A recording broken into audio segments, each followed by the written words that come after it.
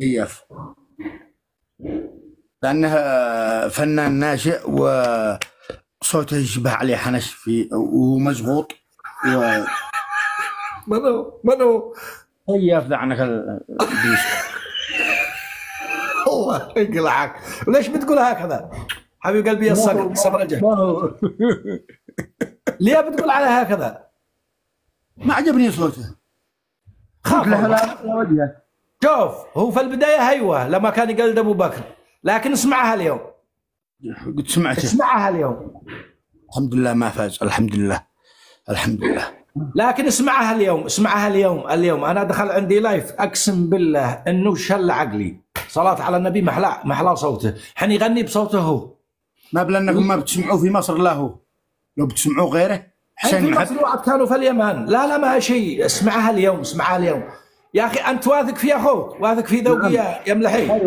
اي والله ذوق. اسمعها اليوم وخليه يغني بصوته بس، حتى الأغاني أبو بكر محلاه. صوت الجوهري زيادة. دريت؟ لا نشتي تفسيرها أنا أرجوك، كيف جوهري زيادة؟ تعرف الفنان الصباح المصرية؟ أيوه. صوتها جوهري، هو مثلها 3 مرات. جور زاد يعني جور، تقول بيصيح كما هو بيغني. يصلح في محكمة، هذا في محكمة في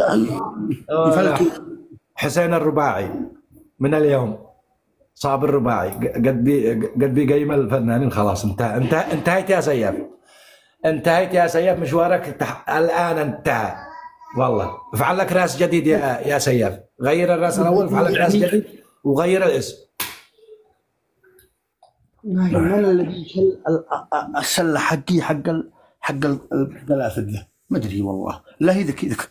سياف قال ليش الناس عمل ملحي، خلاص قد انتقدك يعني، خلاص ما دام الملحي انتقدك